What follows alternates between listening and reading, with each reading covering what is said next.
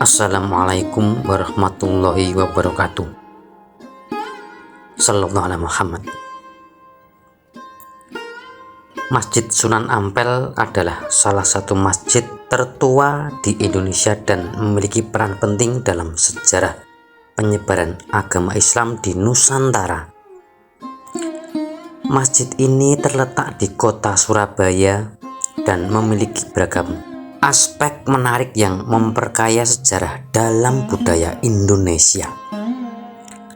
Meskipun desainnya terbilang sederhana dan tidak sebesar beberapa masjid raya modern di kota-kota besar, Masjid Sunan Ampel di kota Surabaya memiliki daya tarik yang sangat kuat bagi peziarah dan para pecinta wisata religi.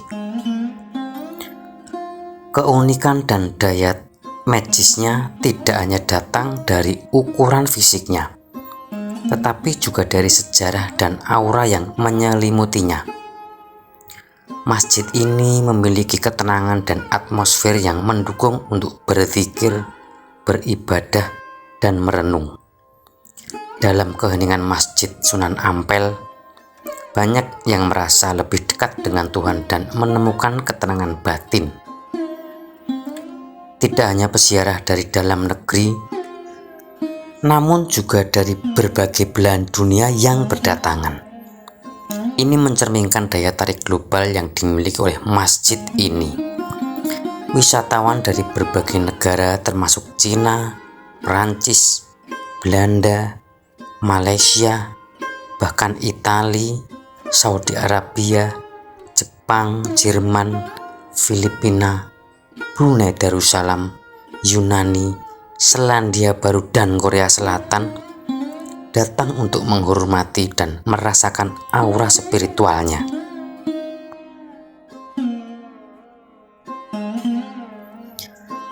Masjid Sunan Ampel yang terletak di kota Surabaya ini terletak di bagian utara, khususnya di Kecamatan Semampir, memiliki lokasi strategis yang mudah diakses oleh para peziarah dan pengunjung.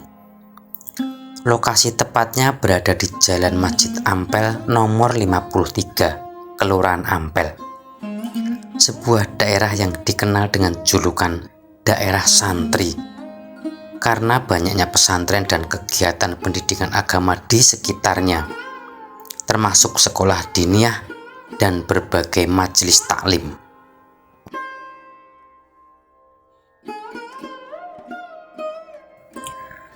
Masjid Sunan Ampel adalah salah satu masjid yang dinamai sesuai dengan nama pendirinya, Raden Muhammad Ali Rahmatullah, atau yang lebih dikenal dengan nama Sunan Ampel. Ketika itu pemerintahan Majapahit memberikan tugas kepada Raden Rahmat untuk mendidik moral para bangsawan dan masyarakat biasa di wilayah Majapahit. Sebagai bagian dari tugas ini, beliau diberi tanah seluas 12 hektar di daerah Ampel Denta. Disitulah beliau memulai dakwah Islamnya sebelum akhirnya menyebar ke berbagai daerah lain di Pulau Jawa. Karena peran dan kontribusinya yang besar, beliau kemudian dikenal sebagai Sunan Ampel. Pendirian masjid oleh Sunan Ampel di Ampel Denta pada tahun 1421 menjadi titik awal bagi penyebaran Islam di Jawa. Perkembangan Masjid Sunan Ampel selama berabad-abad telah mengalami beberapa tahap perluasan. Di antaranya yang pertama yaitu perluasan oleh Adipati Arya Cokronegoro, meliputi perluasan mencakup penambahan bangunan di bagian utara masjid. Yang kedua yaitu perluasan oleh Adipati Rijen Raden Aryo Nityadiningrat pada tahun 1926.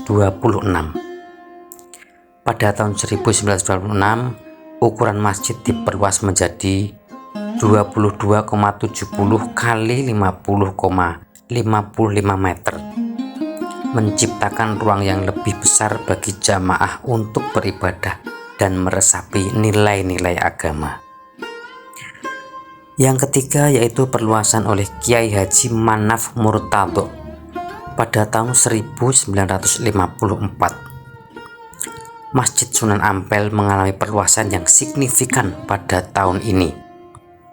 Di bawah arahan Kiai Haji Manaf Murtado, luas masjid diperbesar menjadi 25,70 kali 50 meter. Hingga saat ini, luas total Masjid Sunan Ampel mencapai sekitar 4.000 meter persegi.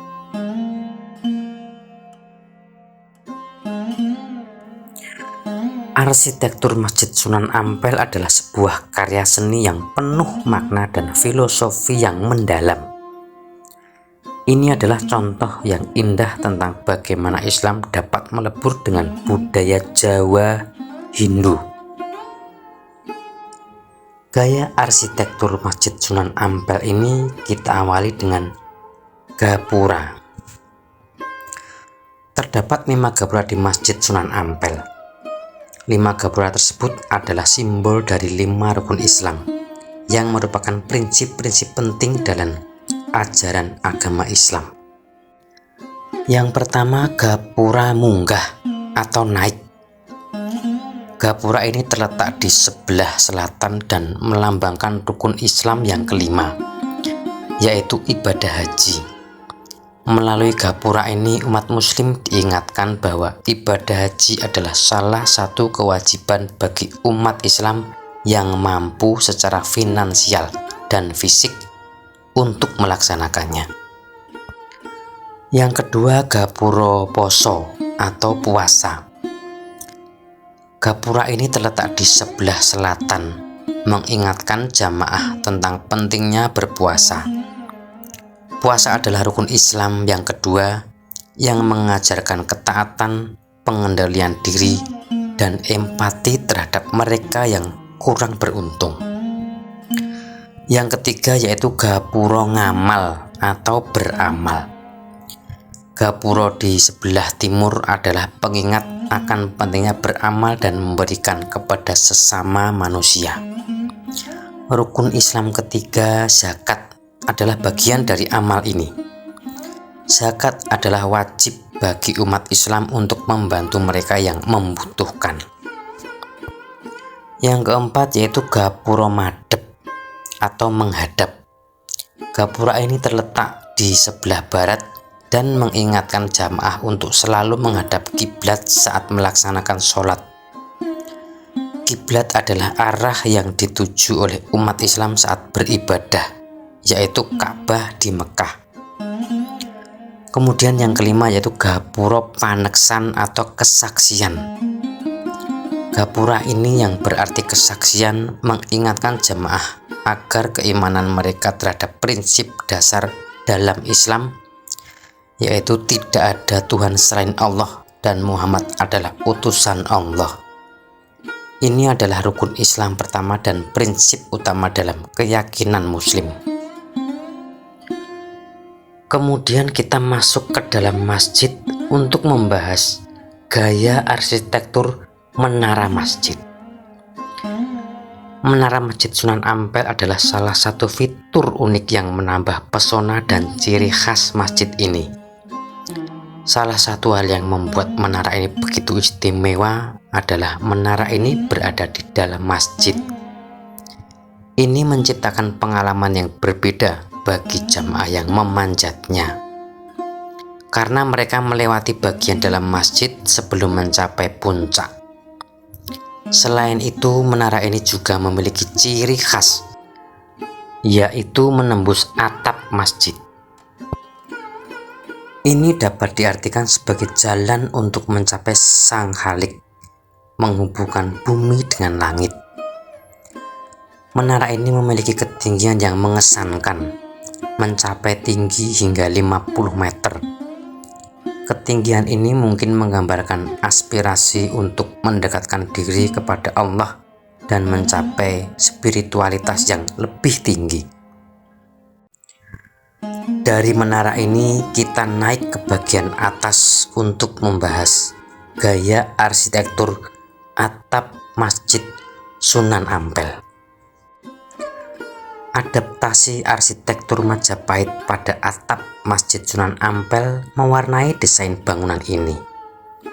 Atap masjid ini mengambil inspirasi dari bentuk tajuk, yaitu atap berbentuk limas bujur sangkar yang piramidal bersusun tiga. Dalam tradisi Jawa, tajuk mewakili gunung yang dianggap sebagai tempat suci. Gunung memiliki makna spiritual dalam berbagai budaya, dan dalam konteks ini mereka dapat diartikan sebagai simbol tempat mendekatkan diri kepada Tuhan. Meskipun tajuk sebagai elemen arsitektur tersebut memiliki akar dalam tradisi Hindu Jawa, dalam konteks masjid ini tajuk mendapat penafsiran baru. Tiga tingkatan tajuk ini diartikan sebagai Islam, iman, dan ihsan, yang merupakan konsep-konsep inti dalam agama Islam. Setelah membahas gaya arsitektur atap Masjid Sunan Ampel, kita turun untuk membahas arsitektur pintu Masjid Sunan Ampel. Dengan memiliki 48 pintu, masjid ini menunjukkan desain yang sangat terbuka. Jumlah pintu yang banyak ini dapat diartikan sebagai undangan terbuka bagi siapa saja untuk datang dan beribadah pada Allah Subhanahu wa Ta'ala. Pintu-pintu ini memiliki desain melengkung di atasnya yang menggabungkan elemen-elemen arsitektur Arab. Hal ini menciptakan nuansa yang unik dan mencerminkan hubungan budaya antara Jawa dan Arab. Ukiran-ukiran yang mirip seperti kipas berada di antara pintu dan lengkungan atas menciptakan tampilan yang menarik. Elemen-elemen seperti ini mungkin dimaksudkan untuk memberikan sentuhan seni dan keindahan. Kemudian yang sering menjadi sorotan bagi para pengunjung terkait dengan arsitektur Masjid Sunan Ampel ini yaitu hampir seluruh bangunan terbuat dari bahan kayu jati. Tiang-tiang sebanyak 16 berbahan kayu jati yang menyokong bangunan Masjid Sunan Ampel bukan hanya elemen struktural, tetapi juga syarat dengan nilai simbolis dan spiritual yang mendalam. Tiang-tiang ini berumur lebih dari 600 tahun dan panjang 17 meter tanpa sambungan dengan diameter 60 cm. Adalah representasi simbolis dari jumlah rakaat sholat dalam sehari. Adapun ukiran-ukiran kuno pada tiang-tiang tersebut yang berasal dari zaman Majapahit memiliki makna yang mendalam tentang keesaan Tuhan. Hal ini menegaskan karakter religius dan spiritual dari masjid ini. Kayu jati yang digunakan didatangkan dari berbagai daerah di Jawa Timur, memiliki reputasi atau karomah atau keberkahan.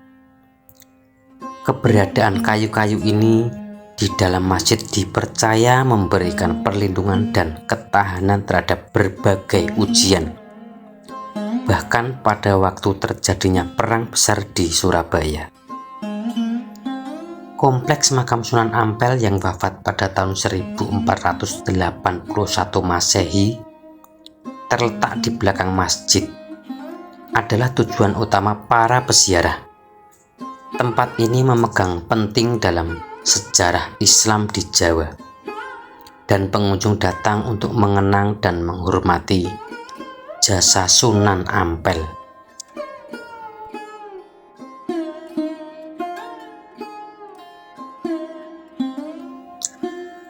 Dalam pembangunan masjid ini, Sunan Ampel melibatkan seluruh masyarakat dan murid-murid beliau.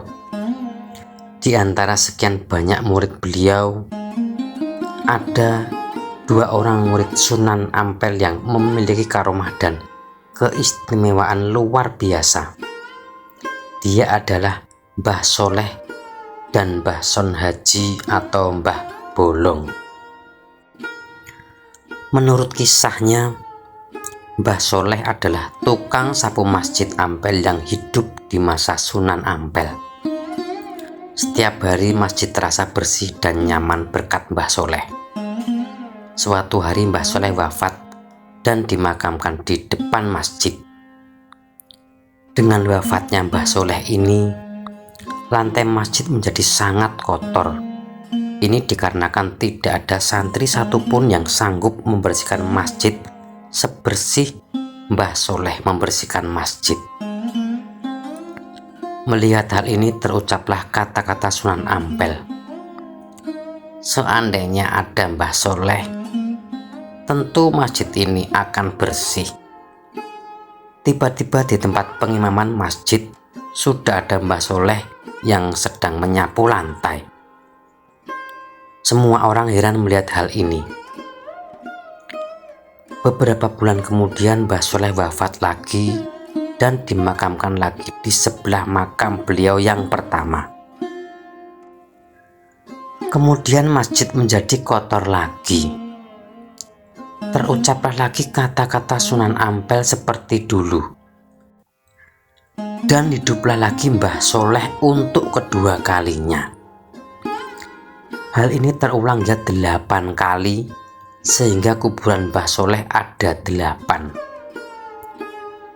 Setelah Sunan Ampel wafat, beberapa bulan kemudian Mbah Soleh juga wafat. Sehingga kuburan Mbah Soleh sekarang ada 9.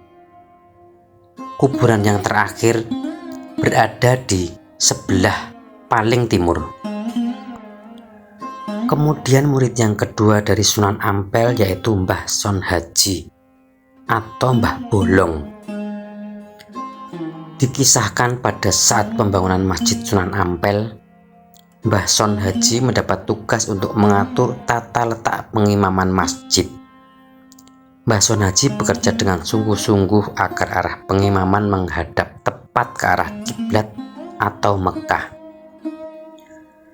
Namun banyak orang yang meragukan Mbah Son Haji terkait keakuratan arah kiblat ini. Tanpa banyak bicara, Mbah Son Haji beranjak dan melubangi dinding pengimaman. Kemudian Mbah Son Haji meminta orang-orang untuk melihat lubang tersebut dan memastikan sendiri apakah arah kiblat sudah tepat atau belum. Alangkah terkejutnya orang-orang ketika melihat lubang tersebut, karena di dalam lubang itu mereka bisa melihat secara langsung Ka'bah yang berada di Mekah.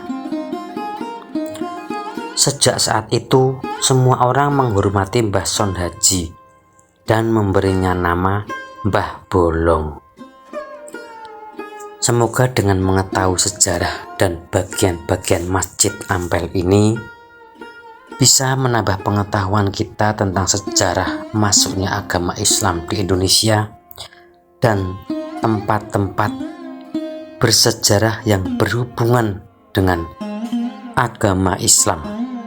Wallahu a'lam bishawab. Wassalamualaikum warahmatullahi wabarakatuh. Sallallahu alaihi Muhammad.